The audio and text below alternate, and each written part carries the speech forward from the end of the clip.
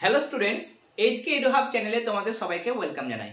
আজকের ক্লাসে আমরা তোমাদের ক্লাস 9 এর সেকেন্ড সামেটিভ পরীক্ষার জন্য ফিজিক্যাল সায়েন্সের যে চ্যাপ্টার মৌলের ধারণা, তার থেকে আমরা শর্ট কোশ্চেন মানে যাদের প্রশ্নমান হচ্ছে 1 মার্কস, সেগুলো আমরা আজকের ক্লাসে দেখে নেব তোমাদের সেকেন্ড ইউনিট টেস্টের জন্য, যেগুলো দারুণ ইম্পর্টেন্ট, যেগুলো তোমাদের জানতেই হবে। দেখো, এই চ্যাপ্টারটা মূলত হচ্ছে কনসেপ্ট ওরিয়েন্টেড চ্যাপ্টার, মানে গাণিতিক প্রশ্ন এবং তোমরা কতটা বুঝেছো চ্যাপ্টারটা তার উপর ভিত্তি করে তোমাদের এই চ্যাপ্টার থেকে শর্ট কোশ্চেন, সেটা এমসিকিউ হতে পারে বা very short answer type question, সেগুলো কিন্তু দেওয়া হয়। আমি মৌলের ধারণা চ্যাপ্টারটা পুরোটা নোটসের মাধ্যমে এবং টেক্সট বুকের মাধ্যমে কিন্তু বুঝিয়ে দিয়েছি। যারা ক্লাসগুলো দেখোনি তারা অবশ্যই প্রথমত ক্লাসগুলো দেখে নিও, তাহলে আজকের শর্ট কোশ্চেনের যে আমরা দেব, যে ক্লাসটা দিচ্ছি আজকে, সেগুলো সলভ করতে বুঝতে কিন্তু আমাদের যথেষ্ট হেল্প করবে এবং তোমাদের কিন্তু সুবিধে হবে। ওকে, আমি এক এক করে কোশ্চেনগুলো নিয়ে নিচ্ছি এবং যারা পেড গ্রুপে রয়েছে তোমাদের কিন্তু পিডিএফটা আমি পেড গ্রুপের মধ্যে, হোয়াটসঅ্যাপ গ্রুপের মধ্যে শেয়ার করে দেবো। ফার্স্ট আমাদের কোশ্চেন হচ্ছে যে এসটিপি তে, আমি সব কোশ্চেন লিখবো না, কিছু কিছু বলে দেবো। এসটিপি তে 34 গ্রাম NH3 মানে অ্যামোনিয়া গ্যাসের আয়তন কত? তোমরা কিন্তু খাতা পেন নিয়ে বসবে, গাণিতিক প্রশ্ন সলভ করতেও কিন্তু সুবিধে হবে। এবং যারা আগের ক্লাসগুলো দেখোনি তাদের কথা ভেবে কিন্তু আমরা আজকের ক্লাসটা সেভাবেই প্রোভাইড করবো, যাতে করে আগের ক্লাসে যা কিছু আমাদের কাজে লাগবে আজকের শর্ট কোশ্চেন সলভ করতে গেলে সেগুলো আমি বুঝিয়ে দেবো। ওকে, কোনো অসুবিধা নেই। এসটিপিতে 34 গ্রাম NH3 গ্যাসের আয়তন কত? আয়তন কত এটা আমরা বের করব। এবার আমরা এসটিপি তে মানে স্ট্যান্ডার্ড টেম্পারেচার মানে প্রেসারে যেহেতু অ্যামোনিয়া গ্যাসের আয়তন বের করব, অ্যামোনিয়া গ্যাসের আণবিক ভর বা আণবিক গুরুত্ব কত সেটা আমরা বের করি। NH3 গ্যাসের ক্ষেত্রে আণবিক ভর সেটা আমরা সংকেত থেকে বের করব, সেটা হচ্ছে অ্যামোনিয়া সংকেত হচ্ছে NH3, যার মধ্যে নাইট্রোজেন একটা রয়েছে, হাইড্রোজেন তিনটে রয়েছে। এবার নাইট্রোজেনের ক্ষেত্রে পারমাণবিক ভর হচ্ছে 14, তোমরা জানো। হাইড্রোজেনের পারমাণবিক ভর 1, তিনটে আছে, তাহলে গুণ 3। এবার আমরা হিসাব করি, এটা দেখো 14 3 একে 3 হয়ে যাচ্ছে 17। এটা হচ্ছে আণবিক ভর, অ্যামোনিয়া গ্যাসের আণবিক ভর হচ্ছে 17। এবার গ্রাম আণবিক ভর, আমি বলেছিলাম কোনো একটা যৌগের যদি যেটা আণবিক ভর সেটাকে গ্রামে প্রকাশ করা হয় তাহলে সেটা হচ্ছে তার গ্রাম আণবিক ভর। মানে 17 হচ্ছে অ্যামোনিয়ার আণবিক ভর, তাহলে অ্যামোনিয়া যদি আমরা মানে আণবিক ভর পাই 17, তাহলে অ্যামোনিয়ার গ্রাম আণবিক ভর কত বলবো? গ্রামে প্রকাশ করব, মানে এটাই থাকবে, শুধু ইউনিট অ্যাড হয়ে যাবে, একক হয়ে যাবে 17 গ্রাম। এবার 17 গ্রাম মানে হচ্ছে 1 গ্রাম অণু অ্যামোনিয়া। 1 গ্রাম অণু মানে 1 মোল। এগুলো হচ্ছে ইন্টার রিলেটেড। 1 গ্রাম অণু মানে যা, 1 মোল মানে সেই পরিমাণটাকেই কিন্তু বোঝায়। তাহলে 1 গ্রাম অণু অ্যামোনিয়ার ভর হচ্ছে 17 গ্রাম। আর তুমি জানো যে কোনো একটা যৌগ হোক বা যা কিছু যার 1 গ্রাম অণু বোঝায় বা 1 মোল বোঝায়, তার আয়তন কত হবে? সেটা হচ্ছে মোলার আয়তন, মানে সেটা কত? 22.4 লিটার। 22.4 লিটার 1 মোল। যে কোনো গ্যাস, আইদার সেটা NH3 অ্যামোনিয়া হতে পারে, হাইড্রোজেন হতে পারে, অক্সিজেন হতে পারে, কেমন H2S হতে পারে, যে কোনো গ্যাস, কার্বন ডাইঅক্সাইড হতে পারে, যে কোনো গ্যাস, 1 মোল যে কোনো গ্যাসের আয়তন হচ্ছে 22.4 লিটার। প্রশ্নটা খেয়াল করো, আমার গ্রাম থেকে আয়তনে যেতে হবে, গ্রাম থেকে আয়তনে। এবার আমি দেখলাম অ্যামোনিয়া গ্যাসের গ্রাম আণবিক ভর 17 গ্রাম, তার মানে 1 মোল, আর 1 মোল মানে তার আয়তন 22.4 লিটার। তাহলে 17 গ্রাম অ্যামোনিয়া গ্যাসের আয়তন, 17 গ্রাম অ্যামোনিয়া গ্যাসের আয়তন কত হবে? 22.4 লিটার। তাহলে 1 গ্রাম অ্যামোনিয়া গ্যাসের আয়তন কত হবে? 22.4 কে 17 দিয়ে ডিভাইড করব। নেক্সট আমার যেতে হবে 34 গ্রাম। তাহলে देयरफॉर আমরা লিখতে পারি যে 34 গ্রাম অ্যামোনিয়া গ্যাসের আয়তন কত হবে? 22.4 ভাগ 17 গুণ 34 লিটার। কাটাকাটি করো, 17 2 34, এটা দেখো হয়ে যাচ্ছে 4 2 8, 2 2 4, 2 2 4, মানে 44.8 লিটার। এটা কিন্তু হয়ে যাবে আমার এই প্রশ্নের আনসার। আমি পিডিএফ থেকে তোমাদের নেক্সট কোশ্চেন বলবো। এসটিপি তে গ্যাসের যে কোনো গ্যাসের মোলার আয়তন কত? 2 নাম্বার কোশ্চেন তোমরা লিখবে যে এসটিপি তে কোন গ্যাসের মোলার আয়তন কত? আনসার কত হবে? এখনই আমরা বললাম যে এসটিপি তে যে কোনো গ্যাসের মোলার আয়তন হচ্ছে 22.4 লিটার। ওকে, এটা হচ্ছে মোলার আয়তন। নেক্সট কোশ্চেনটা আমরা যাব, তার আগে আমি বোর্ডটা একটু ক্লিয়ার করে দিই। কোশ্চেন নাম্বার 3 আমরা এক্সপ্লেন করব। দেখো কোশ্চেন নাম্বার 3 তে বলছে 11.5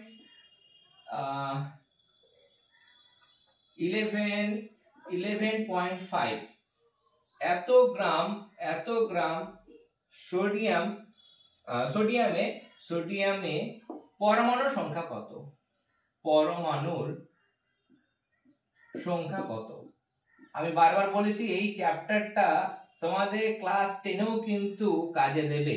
এই জিনিসগুলো জানা না থাকলে তোমাদের কিন্তু অসুবিধা হতে পারে এবং অসুবিধা কিন্তু জেনারেলি হয়। 11.5 গ্রাম সোডিয়ামে পরমাণুর সংখ্যা কত?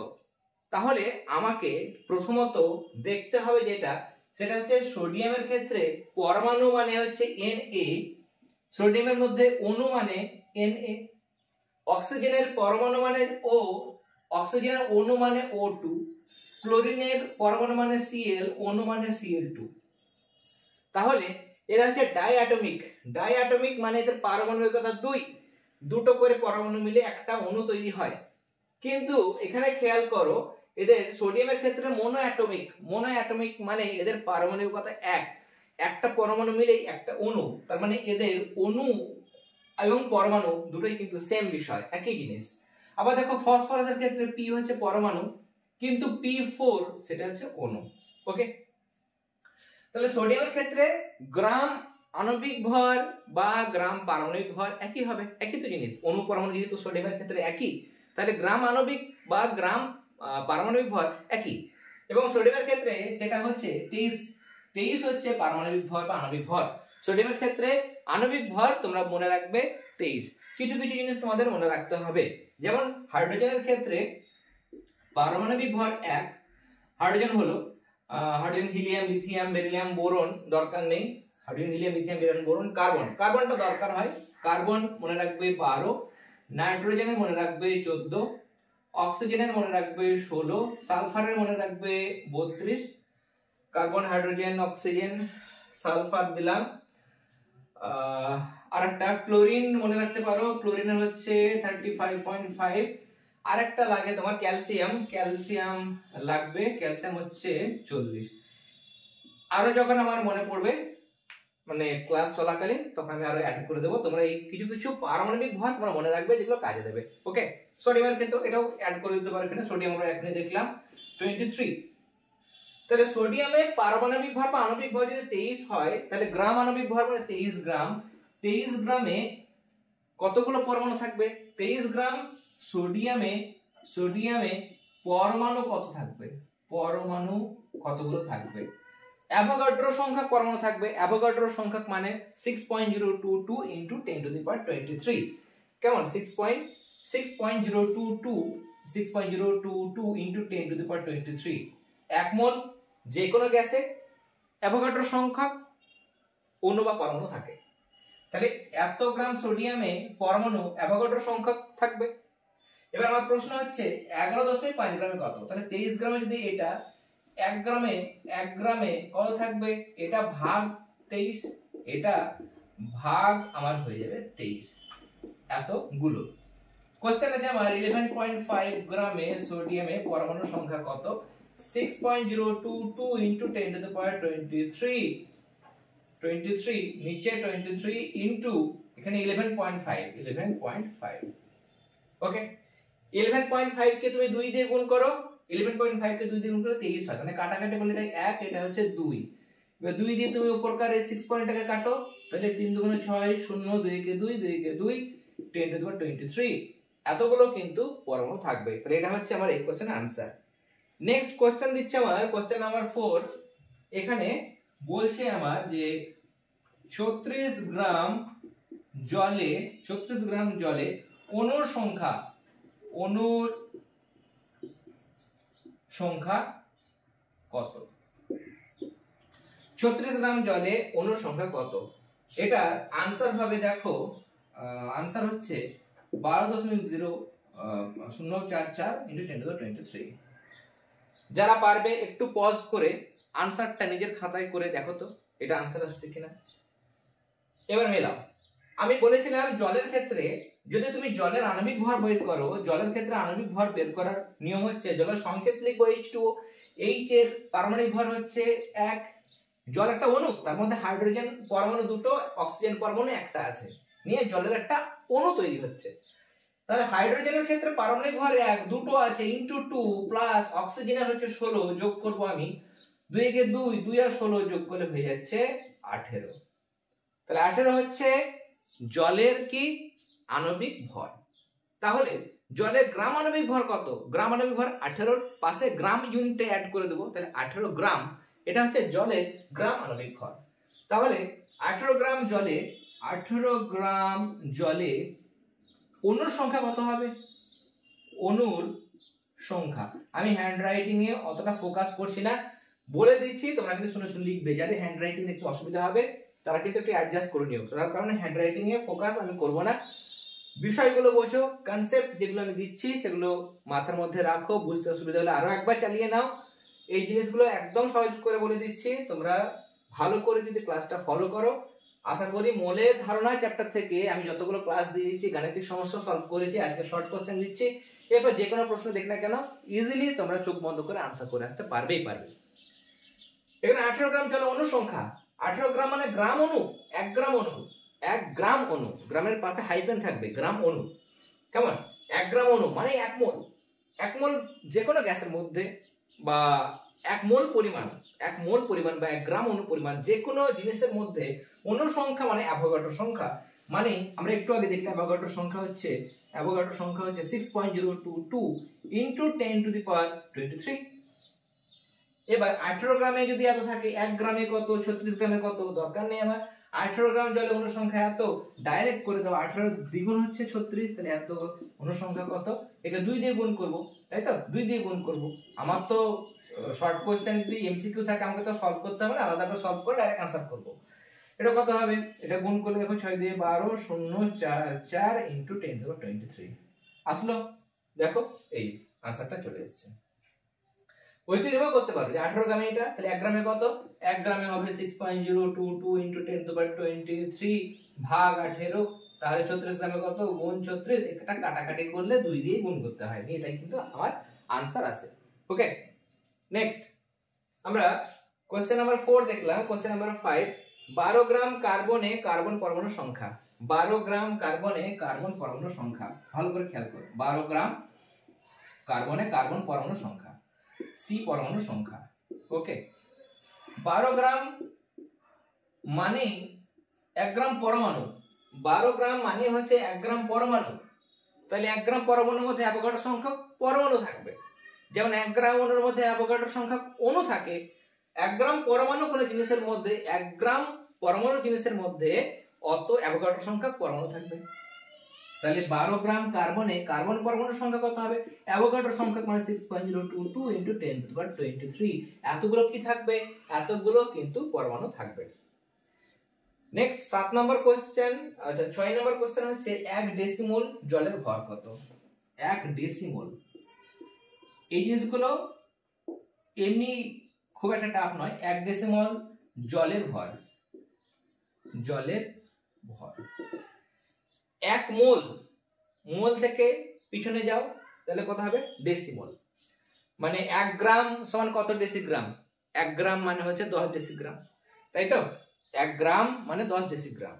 তাহলে আমাকে উল্টো যদি বলে, এখানে এমন কোশ্চেনটা কি বলেছে, কত নম্বর কোশ্চেন? 1 ডেসিমল জলের ভর, তাহলে 1 মোল জলের ভর, তুমি ভাবো 1 মোল, আচ্ছা এখানেই করি আমি, আচ্ছা এখানে করি, 1 মোল জলের ভর কত? 1 মোল জলের ভর হচ্ছে 18 গ্রাম। 1 ডেসিমল মানে কত? মোলকে 10 দিয়ে ভাগ, এত মোল। জলের ভর কত হবে? 18 ভাগ 10, এত গ্রাম, মানে উত্তর কত হবে এখানে? 1.8 গ্রাম, তাই না? মোলের 10 ভাগের 1 ভাগ, মানে মোলকে 10 দিয়ে ভাগ করো, তাহলে সেটা হচ্ছে ডেসিমল। তাহলে 1 মোল জল যদি 18 গ্রাম হয়, তাহলে 1 ডেসিমল কত হবে? 18 কে 10 দিয়ে ভাগ করবে তাহলে 1.8। 7 নম্বর কোশ্চেন যেটা অ্যাভোগাড্রো সংখ্যার মান কত? 7 নম্বর কোশ্চেন অ্যাভোগাড্রো সংখ্যার মান কত সেটা হচ্ছে এটা। ওকে। 8 নম্বর কোশ্চেন, একটি কার্বন পরমাণুর তুলনায় একটি সালফার পরমাণু মোটামুটি কত গুণ ভারী? একটি কার্বন পরমাণু, দেখো আমার কোশ্চেনটা হচ্ছে এখানে একটি কার্বন পরমাণু একটা সালফার পরমাণুর তুলনায় কত গুণ ভারী। ওকে, আনসার কি হবে? আমি এখানে কার্বন পরমাণু, আচ্ছা কোশ্চেন বলেছে একটা কার্বন, আচ্ছা কার্বন পরমাণুর তুলনায় সালফার পরমাণু কত গুণ ভারী, তা সালফারটা উপর লিখবো, সালফারটা উপর লিখবো। কেমন? কার্বনের তুলনায় সালফার কত গুণ ভারী? সালফারের ভর কত? 32, কার্বনের ভর 12, তাহলে উপরে 32 নিচে 12 লিখবো, 4 দিয়ে ভাগ করবো, 4 8 32, 3 4 12, তাহলে 8 এর 3, তাহলে এত গুণ ভারী, এত কাটাকাটি যায় না, তাহলে 8 এর 3, এটা কিন্তু হয়ে যাবে আনসার। নেক্সট কোশ্চেন, এসআই তে পদার্থের পরিমাণের একক।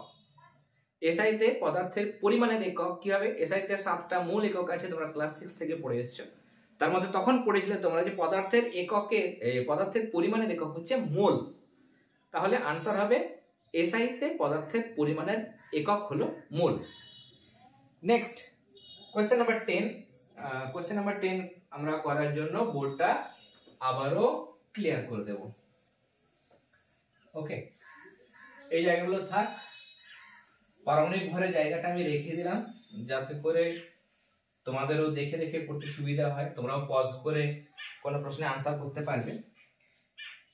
এখানে বলছে 10 নম্বর কোশ্চেন, কোশ্চেন নাম্বার 10, নাইট্রোজেন একটি নাইট্রোজেনের হচ্ছে 7, এটা 14 পরমাণুর প্রকৃত ভর। পরমাণুর প্রকৃত ভর, নাইট্রোজেন পরমাণুর প্রকৃত ভর কত হবে? 14 ইনটু ইউ এর মান, ইউনিফাইড মাস, AMU, এটাকে শর্টে আমরা এখন ইউনিফাইড মাস লিখি।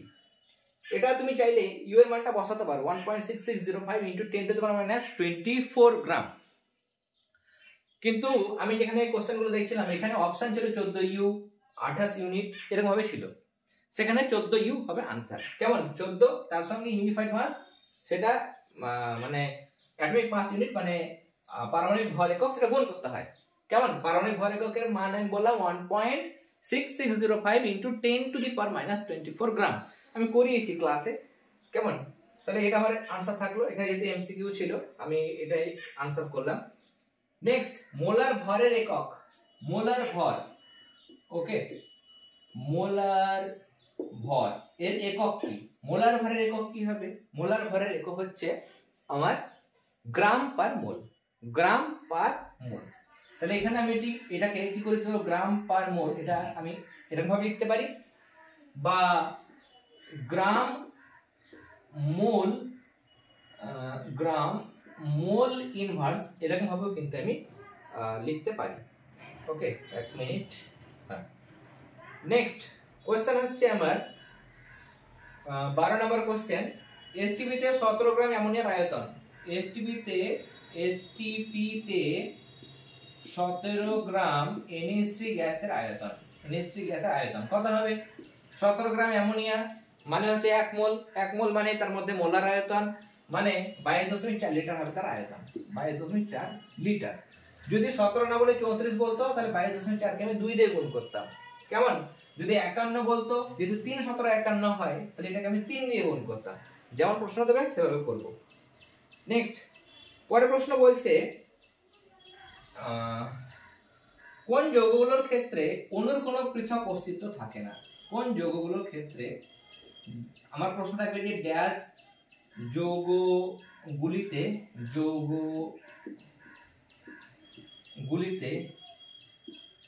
পৃথক অণুর অস্তিত্ব নেই। কোন যৌগের ক্ষেত্রে? আমি বলেছিলাম যে আয়নীয় যৌগের ক্ষেত্রে, যদি আমি আয়নীয় যৌগ যেমন NaCl এর কথা যদি ভাবি, NaCl, এখানে দেখা যায় যে এক একটা Na+ কে ঘিরে, মানে এর যেটা কেলাস বা ক্রিস্টাল, সেখানে এক একটা Na+ কে ঘিরে কটা? 6টা Cl-, 6টা Cl- কিন্তু চারদিকে থাকে, বিভিন্ন দিকে কিন্তু ছড়িয়ে থাকে। কেমন? ক্লাস 11 এ ওঠে, যদি তোমরা সায়েন্স নাও কেমিস্ট্রির মধ্যে এটা পাবে, সেখানে কিন্তু তোমরা দেখবে এটা কেমন ছবি দেওয়া হয়েছে। এক একটা Na প্লাসের চারদিকে 6টা Cl মাইনাস আয়ন থাকে, প্রতিটা Cl মাইনাসের চারিদিকে যদি আমরা হিসাব করি তাহলে 6টা করে Na প্লাস আয়ন থাকে। তাহলে আলাদা করে আমি এখান থেকে এই ক্লাস থেকে একটা NaCl আমি কিন্তু কোনোভাবেই বের করতে পারবো না। তাহলে যদি আমি একটা মানে এর মধ্যে তো অনেকগুলো বিভিন্ন ভাবে ক্লাসে যুক্ত রয়েছে, আয়নীয় বন্ধনের মাধ্যমে যুক্ত রয়েছে, তাহলে আলাদা করে আমি একটা ইন্ডিভিজুয়াল একটা আমি যদি মলিকুল খুঁজতে যাই, NaCl মলিকুল অণু যদি খুঁজতে যাই, সেটা কিন্তু কোনোভাবে আমরা বের করতে পারবো না। ওকে, তাহলে আমার এখানে সঠিক আনসার হবে যে আয়নীয় যৌগের ক্ষেত্রে এখানে আমাকে কি বসাতে হবে, আয়নীয়, কেমন আয়নীয় যৌগের ক্ষেত্রে পৃথক একটা অণুর কিন্তু অস্তিত্ব নেই। ওকে, ক্লাসটা লেন্দি হয়ে যাচ্ছে, আমি আর কয়েকটা কোশ্চেন করে দিই। কোশ্চেন নাম্বার 14 এখানে বলছে যে 1 মোল অ্যামোনিয়াতে পরমাণুর সংখ্যা, 1 মোল NH3 তে কি বের করব আমরা, পরমাণু। খেয়াল করবে কি বলছে, অণু পরমাণু কি বলছে সেটা খেয়াল করবে। 1 মোল অ্যামোনিয়ার মধ্যে যদি অণুর সংখ্যা বার করতে বলে, ভালো করে শোনো, 1 মোল অ্যামোনিয়ার মধ্যে অণুর সংখ্যা কতগুলো অণু থাকবে, 1 মোল মানে তার মধ্যে অ্যাভোগাড্রোর সংখ্যা মানে 6.022 into 10 to the power 23 এতগুলো কি থাকবে, অ্যামোনিয়া অণু। কি থাকবে, এতগুলো অ্যামোনিয়া অণু। কেন থাকবে স্যার, না তো 1 মোল বলেছেন, 1 মোল যে কোনো গ্যাসের মধ্যে অ্যাভোগাড্রোর সংখ্যা অণু থাকে, কিন্তু স্যার কোশ্চেনে তো অণু নাই, পরমাণু আছে, তাহলে পরমাণু বের করব। তাহলে এতগুলো অণু, ধরো আমি বলছি তোমাকে আমি 10টা অণু দিয়েছি, 10টা অণু সাপোজ, এবার তোমাকে বললাম যে আমি অণু চাইছি না, 10টা যে তোমাকে অ্যামোনিয়া অণু দিয়েছি তার মধ্যে পরমাণু কটা আছে, তখন তুমি বললে স্যার এক একটা অণুতে নাইট্রোজেন একটা আর হাইড্রোজেন 4টা, হাইড্রোজেন 3টে, মোট 4টা করে পরমাণু। একটা নাইট্রোজেনের, হাইড্রোজেনের 3টে, মোট 4টে পরমাণু একটা অণুতে আছে। তাহলে 10টাতে স্যার 4 10 40টি অণু, 40টি কি থাকবে, পরমাণু থাকবে। পারবে না পারবে না, অবশ্যই পারবে। কেমন, সেরকম ভাবে তাহলে 1 মোল অ্যামোনিয়াতে এতগুলো আমার অণু আছে, তাহলে পরমাণু কতগুলো থাকবে, এক একটা অণুতে যেহেতু 4টে করে পরমাণু থাকে, তাহলে 4 দিয়ে গুণ করে দাও, এটাই হবে आंसर। ওকে, চাইলে গুণ করে দিতে পারো, গুণ করে দাও, অসুবিধা নেই। 4 2 8, 4 2 8 0 4 6 24, এটা ইন্টারেস্টিং বিষয়। এই জিনিসটা যখন একটু ঘুরিয়ে যায়, অনেক স্টুডেন্ট তাড়াহুড়ো করে ভুল করে দেয়। কিরকম ঘুরিয়ে দিতে পারে, হয়তো তোমাকে বলবে 1 মোল NH3 তে নাইট্রোজেন পরমাণুর সংখ্যা কত, কি হয় বলো, आंसर বলো, পজ করে आंसर বলো। 1 মোল এটাই দিয়েছে, নাইট্রোজেন পরমাণুর সংখ্যা কত, কি হবে आंसर, তখন এইটুকু आंसर হবে, শুধু এইটুকু। কেন, 1 মোল অ্যামোনিয়ার মধ্যে প্রত্যেকটা অণুতে একটা করে নাইট্রোজেন থাকে, তাহলে এটাকে 1 দিয়ে গুণ করলে এইটুকুই থাকবে, এইটুকু জাস্ট। যদি বলে 1 মোল অ্যামোনিয়া গ্যাসের মধ্যে কতগুলো হাইড্রোজেন পরমাণু থাকবে, তাহলে একটা অণুতে 3টে করে হাইড্রোজেন পরমাণু, তাহলে এতগুলোর মধ্যে কতগুলো, তখন 3 দিয়ে গুণ করব, এটা বোঝা গেল। এখানে বলেছে মোট পরমাণু, তাহলে নাইট্রোজেনের একটা, হাইড্রোজেনের 3টে, মোট 4টে, 4 দিয়ে আমরা গুণ করলাম। ওকে, ক্লিয়ার। নেক্সট আমার কোশ্চেন নাম্বার 15 এখানে বলছে 3 মোল অ্যামোনিয়ার ভর, 3 মোল NH3 ভর কত হবে, 1 মোল অ্যামোনিয়া মানে 17 গ্রাম, 1 মোল অ্যামোনিয়া মানে 17 গ্রাম, 3 মোল মানে 3 দিয়ে গুণ করব, 3 17 51 গ্রাম, এটা হবে आंसर। নেক্সট এই একটা প্রশ্ন আছে, এই একটা কোশ্চেন আমি এটা সলভ করে দিই, দারুণ কোশ্চেন এটা, কেমন মাধ্যমিক লেভেলের একটু কোশ্চেন, যাই হোক। কোশ্চেন হচ্ছে, কোশ্চেনটা শুনে শুনে লেখো, কোনটিতে সর্বাধিক সংখ্যক অণু থাকে, কোনটিতে সর্বাধিক সংখ্যক অণু থাকে, মানে কোনটাতে বেশি অণু আছে সেটা বার করতে হবে। অপশন আছে আমার, অপশন আছে 1 গ্রাম হাইড্রোজেন, অপশন আছে 1 গ্রাম নাইট্রোজেন, আর কি আছে 1.1 গ্রাম O2, আর সবকটিতে সমান, অল আর সেম, তাই লিখে দিলাম আমি। ওকে, সবকটাতে সমান এরকম বলেছে। তাহলে এটা আমরা কি করে বের করব, এখানে দেখো হাইড্রোজেনের ক্ষেত্রে 1 গ্রাম অণু মানে কত, 1 গ্রাম পরমাণু মানে, 1 গ্রাম পরমাণু মানে এই এর পারমাণবিক ভর 1 গ্রাম, পারমাণবিক ভর মানে 1 গ্রাম, আণবিক ভর কত যেহেতু H2 তাহলে 2 হবে, তাই তো? তাহলে অনুসংখ্যা, তাহলে 2 গ্রামের মধ্যে অ্যাভোগাড্রো সংখ্যক মানে 6.022 × 10⁻23 এতগুলো অণু থাকে। 2 গ্রামের মধ্যে এতগুলো অণু থাকে। অণু জিজ্ঞাসা করেছে, তাই তো? অণু কোনটাতে সর্বাধিক অণু থাকে? তাহলে 2 গ্রামের মধ্যে, 2 গ্রাম মানে গ্রাম আণবিক ভর হাইড্রোজেনের ক্ষেত্রে, মানে মোল, যাই হোক। তা 2 গ্রামে যদি এটা থাকে তাহলে 1 গ্রামে কত? 1 গ্রামে হবে ভাগ 2 দিয়ে ভাগ। নাইট্রোজেনের ক্ষেত্রে কত হচ্ছে? নাইট্রোজেনের ক্ষেত্রে N2 মানে 14 2 28, তাহলে 28 গ্রামে থাকে এটা, 28 গ্রামে থাকে এইটা, তাহলে 1 গ্রামে কত? ভাগ 28। অক্সিজেনের ক্ষেত্রে 32 গ্রামে থাকে অ্যাভোগাড্রো সংখ্যা, 32 গ্রামে থাকে অ্যাভোগাড্রো সংখ্যা, তাহলে 1.1 এ কত? 1.1 দিয়ে ভাগ করব। ওকে, সরি, 32 গ্রামে থাকে এটা, 1 গ্রামে কত? ভাগ 32, তাহলে 1.1 গ্রামে কত? 1.1, এটা গুণ হবে। আর ওটা অল দিয়েছে, সবগুলো তো সমান। এবার খেয়াল করো, একটা জিনিসকে তুমি ধরো এই উপরকার সংখ্যাটা তুমি ভাবছো যে 100 আছে, ধরো আমি জাস্ট তোমাদের আরো সহজ করে দিচ্ছি। ধরো 100 আছে, এখানেও সেকেন্ড অপশনেও 100 আছে, থার্ড অপশনে 100 আছে। প্রথম অপশনে 100 কে 2 দিয়ে ভাগ করছো, এটাকে 28 দিয়ে ভাগ করছো, এটাকে 32 দিয়ে ভাগ করছো। কোনটা বড় হবে? এটাকে ভাগ করলে 50 হয়, এটা আরো ছোট হয়, এটা আরো ছোট হয়। বড় জিনিস দিয়ে ভাগ করলে জিনিসটা ছোট হবে, বড় জিনিস দিয়ে কোনোটাকে ভাগ করলে কি হয়? সংখ্যাটা ছোট পায়। এখানে ছোট জিনিস দিয়ে ভাগ করলে বড় পাচ্ছি, তাহলে এটা 2 গ্রাম মানে 1 মোল, 1 গ্রাম মানে হাফ মোল, এটা হচ্ছে হাফ মোল, এটা আরো কম, এটা আরো কম। এটা অপশনটা হচ্ছে বলছে সবগুলো কিন্তু নয়। সবথেকে বেশি কোনটাতে পাবো? যেটাতে আমি ছোট জিনিস দিয়ে ভাগ করছি, 2 দিয়ে ভাগ করছি, সেটা তো সবথেকে বেশি সংখ্যক কিন্তু অণু থাকবে।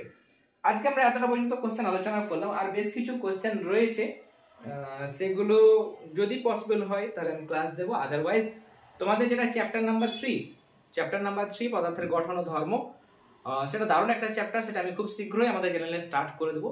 যারা চ্যানেলটিতে প্রথমবার এসেছিলে অবশ্যই চ্যানেলটি সাবস্ক্রাইব করে নিও, আর আজকের ক্লাসটি ভালো লেগে থাকলে অবশ্যই ক্লাসটা লাইক দেবে। আর আমাদের এই ভিডিও ডেসক্রিপশন বক্সে তোমরা তোমাদের ক্লাস 9 এর ফিজিক্যাল সায়েন্স, লাইফ সায়েন্সের সেকেন্ড ইউনিট টেস্টের ক্লাস আমি শুরু করে দিয়েছি, সেটার প্লেলিস্টের লিংক তোমরা এই ভিডিও ডেসক্রিপশন বক্সের মধ্যে পেয়ে যাবে। সেখান থেকে লাইফ সায়েন্সের কথা বলি, লাইফ সায়েন্সের সালোক সংশ্লেষের পুরো নোটস আমি প্রোভাইড করেছি, খনিজ পুষ্টি সেটা টেক্সট বুক থেকে বোঝানো হয়ে গেছে, সেগুলো দেখে নিও। বাস্তবমোচন খুব তাড়াতাড়ি আমরা শুরু করব। ফিজিক্যাল সায়েন্সের ক্ষেত্রে মূলের ধারণা চ্যাপ্টারটা শেষ, সেই ক্লাসগুলো তোমরা কিন্তু ফিজিক্যাল সায়েন্সের যে প্লেলিস্ট পাবে সেখান থেকে দেখে নিও। আর ক্লাসগুলো ভালো লেগে থাকলে অবশ্যই ক্লাসগুলোতে লাইক দেবে, এবং বেশি করে তোমাদের বন্ধুদের সাথেও কিন্তু ক্লাসগুলো শেয়ার করবে, যাতে করে তোমরা যত বেশি শেয়ার করবে আমার ভালো লাগবে, তোমরা যত বেশি লাইক করবে, কমেন্ট করবে, তাহলে পরবর্তী ক্লাসগুলো দিতে কিন্তু আমার অনেকটাই ভালো লাগবে এবং সুবিধা হবে। ওকে, তাহলে আজকের ক্লাস আমি এখানেই শেষ করলাম। তোমরা সবাই খুব ভালো থেকো। All the very best.